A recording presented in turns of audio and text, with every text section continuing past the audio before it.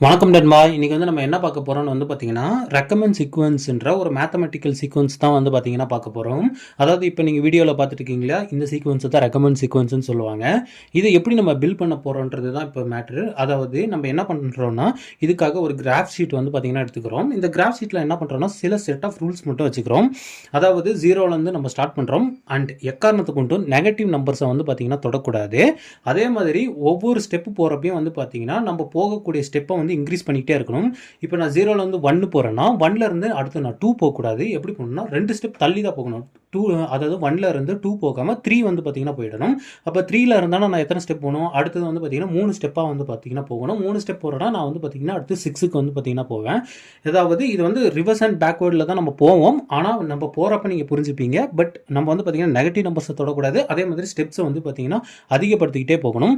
And மூணாவது rule என்னன்னு பார்த்தீங்கன்னா, ஆக்சுவலாக நம்ம ஆல்ரெடி தொட்ட ஒரு நம்பரை பார்த்தீங்கன்னா தொடவே கூடாது. இதுதான் பார்த்தீங்கன்னா இந்த ரெக்கமெண்ட் சீக்வன்ஸோடைய ஒரு லா.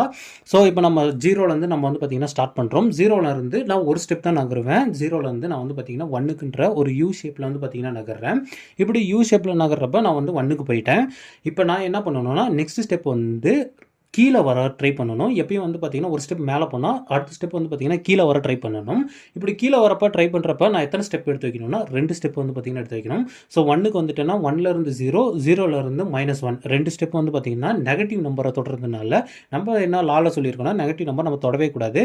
ஸோ இந்த இதை நம்ம பிளானை ட்ராப் பண்ணிவிட்டு நம்ம இப்போ என்ன பண்ணுறோம்னா மறுபடியும் 1லேருந்து 2 ஸ்டெப் மேலே போக ட்ரை பண்ணுறோம்.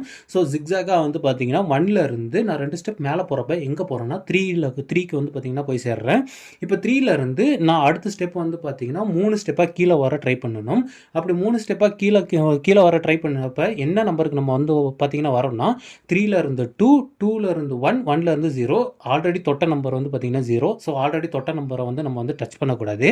ஸோ இப்போ நான் என்ன பண்ணுறேன்னா 3ல இருந்து மறுபடியும் ஒரு 3 ஸ்டெப் மேலே போகிறேன். 3 ஸ்டெப் மேலே போகிறப்ப எங்கே போவேன்னா 6க்கு பார்த்தீங்கன்னா போவேன். இப்போ 6ன்றது பார்த்தீங்கன்னா 6ல இருந்து நம்ம 4 ஸ்டெப் கீழே வர ட்ரை பண்ணணும். ஸோ 4 ஸ்டெப் கீழே வர ட்ரை பண்ணுறப்ப எங்கே வருவோம்னா 2க்கு பார்த்தீங்கன்னா கரெக்டாக வருவோம். ஸோ 2ன்றது பார்த்தீங்கன்னா ஆல்ரெடி தொடாத நம்பர். ஸோ அதை பார்த்தீங்கன்னா நம்ம டச் பண்ணிக்கலாம். இப்போ 2ல இருந்து மறுபடியும் பார்த்தீங்கன்னா நான் ஒரு 5 ஸ்டெப்ஸ் மேலே போகணும். 5 ஸ்டெப்ஸ் மேலே போகிறப்ப எங்கே போகிறேன்னு பார்த்தீங்கன்னா 7க்கு பார்த்தீங்கன்னா போவேன். இதே மாதிரி தான் பார்த்தீங்கன்னா இந்த சீக்வன்ஸ் கண்டினியூ பண்ணிக்கிட்டே போகிறோம். இப்படி நான் C++ல இருந்தால் பார்த்தீங்கன்னா இந்த ப்ரோக்ராமை ரன் பண்ணுறப்ப இந்த கோடு எப்படி வேலை செய்யுதுன்றதை நீங்களே பாருங்கள்.